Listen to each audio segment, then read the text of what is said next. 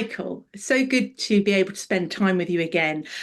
We spoke with Graham about the principles and challenges for modernising property risk for UK lenders. My goodness, I think it was about 18 months ago. What progress have you made? Thanks for having me on, Emma. Yeah, I mean, it's been a whirlwind 18 months. We've really been focused on the key question. What, what is it? What is it we're trying to achieve? And and Graham and I spent a lot of time around data and data questions. That's its own rabbit hole. You can go down that and you can be lost in that question for a long time. So we've been trying to unravel the question, what is it? What is the need? What is the need of lenders today? And that really has brought us with Locus to the point of understanding that actually you need data and rule. You have to have attribute in property risk, and then you have to have what does that attribute mean in property risk. And for that, you need rules. I mean, over the whole period, I've been talking to people and trying to get this message across. We've called it the mushroom rule. What's the mushroom rule?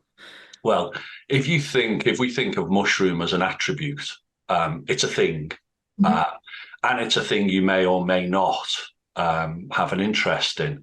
If I was to say to you, what's your approach and attitude to mushrooms as a food group? Can't stand them. No, it's funny that much more than Marmite, the mushroom rule really works. So the mushroom rule says there is an attribute. And then what it asks you to do is think about that and say, do you want that attribute? Do you want it within your food group? So the mushroom rule says you can't stand them. Can I ask, can you stand them if they're uncooked, No, thank you. cooked, No, thank you. just as an ingredient? I can't stand them. Yes.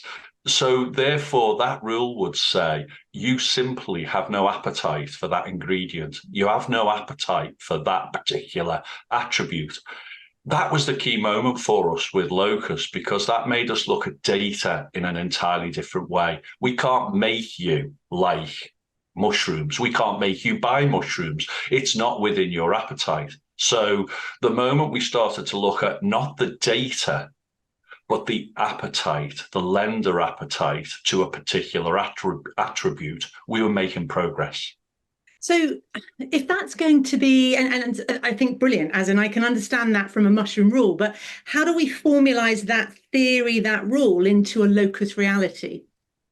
Okay, so once we'd made that decision, we realized that next to the data had to be the appetite of the individual lender to an individual product. So think in lending and mortgages, we're not just talking about mortgages. There are whole families of products in mortgages, buy to let, or retail mortgages. So what you've got to do is to say, with that product and with your appetite in the marketplace, the data, be it flooding or subsidence, contaminated land, whatever it might be, what we need to ask is not there is a data point with a score, but what is your appetite and attitude to that particular risk? It might be energy performance.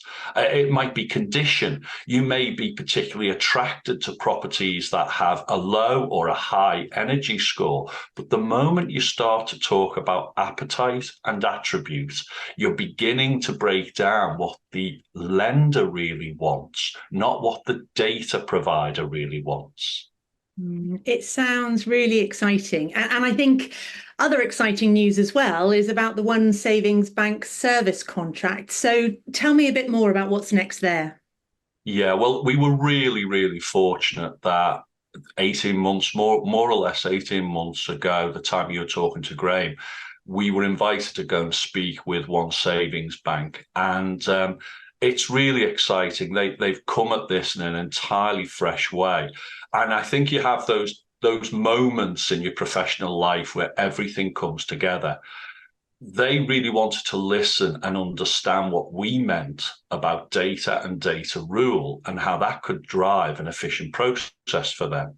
So we have been working with them on pilot for 18 months. We've been looking at their applications as they arise. And then we've been using the new appetite and rule approach to try and look at how they modernize their service. And it's gone fantastically well. I have to say that the One Savings Bank team have been so open to what the future could offer. So really excited to be working with them at the moment. Certainly sounds as though it's ahead of the curve stuff. I am also excited. Hopefully it won't be 18 months, but to hear about the next update in due course. Thank you so much, Michael, for sharing a little bit of background today with us. Thank you, Emma.